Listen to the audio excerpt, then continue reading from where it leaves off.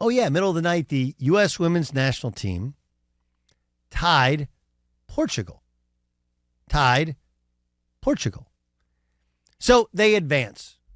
Good, right? I mean, advancing is better than not advancing. And while there is some kind of gamesmanship at times into where your seed is, where the draw is, there is 0.0% chance that the women wanted to have to, at the start of this thing, if we just tie the last two matches, well, then we'll be good. Now, I don't know what the ceiling is for this team. None of us really do, right? None of us would consider ourselves soccer experts, especially women's national team experts. I will tell you that one of the things that jumps out at me is outside of Rodman's daughter, it doesn't feel like we have a level of athleticism that is above that of most of the competition.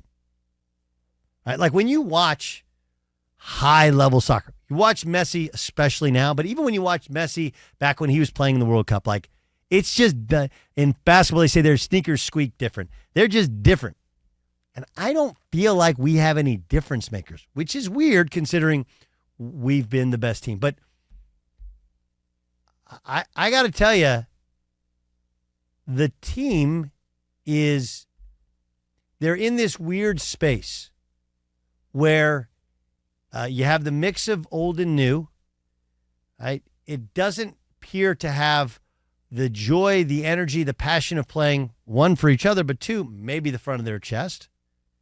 And I'm not gonna tell you that like they're all un-American or any of them are un-American, but there is you have to know, you got to know the room that you're walking into.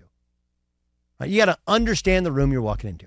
And here's what the U.S. women's national team is walking into. They're on a gigantic stage. They are the favorites. The last time they competed at the international level was the Olympics in 2020. Anybody aware of how we finished in 2020? Not first, not second. We took home the bronze. Okay? And look, this is not the exact same team. This is 3 years removed. We can make all the explanations / excuses for why it happened, but it did in fact happen. The rest of the world is clearly catching up.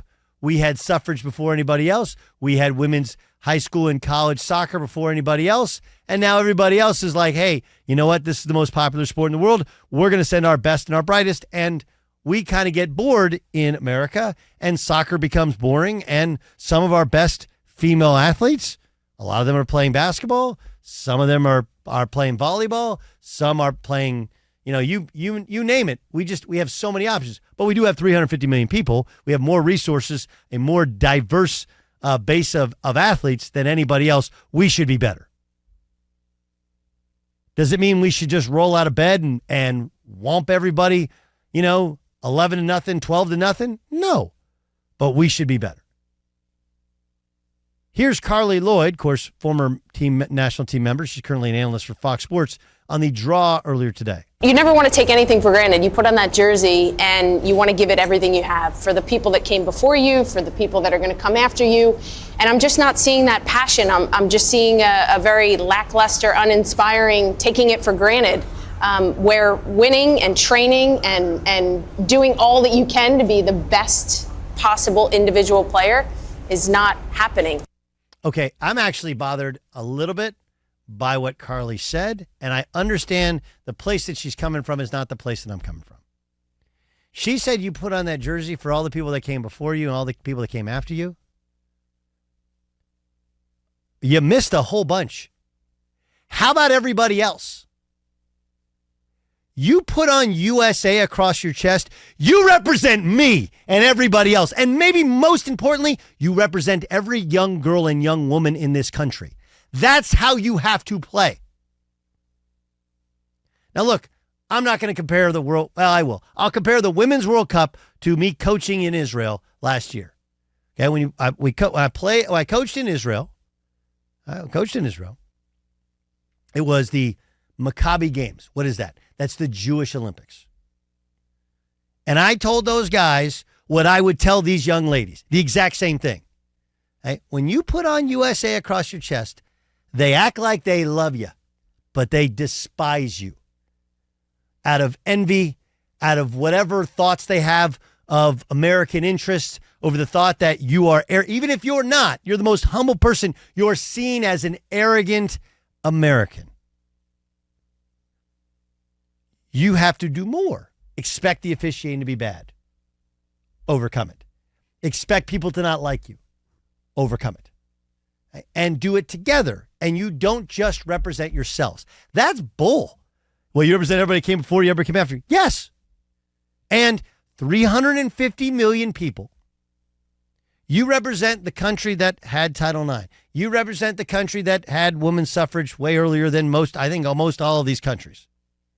Hey, you represent, by the way, you can say whatever you want about the Soccer Federation and that you sued them. You do have an incredible deal where you're making a gigantic percentage more than the men make for a far less popular product. And, oh, yeah, by the way, you're coming off a tournament that you lost 3 years ago. If you can't walk into that locker room and go like, hey, everybody doesn't like us. We're still the favorite. We're not nearly as dominant as we used to. And the last time everybody saw us play together, we didn't even win. And then there's the hovering, like, I don't want to say anti-American because I don't think anybody's anti-America. I think the great thing about our country is that you can have different ideas for how our country should proceed. Like, that's actually should be welcomed. But when you step foot on foreign soil and you represent our country, all that stuff goes away. Because your ability to speak out against our government is part of what makes our country awesome. Your ability to complain and to sue for what you called equal pay is one of the things that makes our country awesome. Everything you've done, everything you've accomplished is because of you, your parents, the people who coached you, but because of because you won the geographic lottery. You are in the greatest country God has ever seen. Okay? I'm not saying other countries aren't awesome. Right? I've lived in three other countries. I've traveled to others. I've vacationed in some. I've even gotten a chance to play in countries. Lithuania is beautiful. Denmark is so pristine and clean. And there are places that feel like they're a utopia because of their safety, unlike some of the things that are going on here. But you know what? Ain't anybody in the world that would rather live one of those places than live right here. Because if you want to live in the mountains, you go live in the mountains. You want to go live on the beach, you go live on the beach. You want to go live in a city, you live in a city. Right? You want to live in a state that doesn't have state income taxes? We got those. You want to live in a Democratic state? Live in a Democratic state. Republican state? You can, it literally is the land of freedom. And you can speak out against things you don't like. But it is, let's just say, very, very, very frustrating. Because the idea of sports is you put politics aside. And you play representing the front of your chest. And even Carly Lloyd, and I don't think she meant anything by it, but I do think that's a little bit of an underlying sentiment, which is the U.S. women's national team feels like they're a separate and distinct entity from the United States. And that shouldn't be what it's about. If you didn't know that the rest of the world was coming, you should have watched the 2020 tape. If you didn't know that there would be this type of criticism, if you didn't achieve, you should have been paying attention. And if you don't realize that when you step onto foreign soil representing America, you have to be and act like you are better and more confident and more cohesive and playing with more energy and more joy and more passion than has ever been required of you. I mean, they tie Portugal, right? Portugal's number one export, by the way. Do you guys know what it is? Cork. Cork. You say cork? Cork. Oh, okay. Cork. Right? Wine bottles. Cork. They tie Portugal, and they're taking selfies and dancing on the sideline. You want to be judged as equal to men? Cool. That's fine. This is not, you can't be judged equal to men in terms of the U.S. men's national team because they've never been the favorite, right? But if they were the favorite over, pick a country that we're better than, and they tie when wins are required at some point, and they tie twice in a row, imagine the criticism of taking a selfie. Forgive me, because I know he passed away. What's the name of the kid who was the quarterback Wasn't he from Ohio State? He was drafted by the Washington, then Redskins, and then he died in Miami. Dwayne Haskins, right? You guys remember what happened to Dwayne Haskins when I think it was his first career start that he got a win? He missed the kneel down series because he was taking pictures on the sideline, taking selfies on the sideline. This was after they won a game, but it was during the game. Okay? Like, imagine any other scenario in sports where the odds-on favorite performs mediocre. Mediocre, by the way, has a really negative connotation. Mediocre, most people don't know, actually means average. This is average. And it might be sub-mediocre, below mediocrity, because they should be better than this. But okay, let's say they had 2 mediocre performances as well. They backed their way in to out of group stage, and they're dancing on the sidelines. I get it. Look, I've changed in terms of when I coach kids and even young men. You celebrate the wins because they don't come easy. But are we celebrating ties? Is that what we're doing? And the team becomes harder and harder to like or even love because of all that other gobbledygook. I'm not going to, I don't, it doesn't bother me if you're politically outspoken. It doesn't. But when you're representing our country, it does. When you're here, by all means, speak your mind. That's your freedom. That's your right.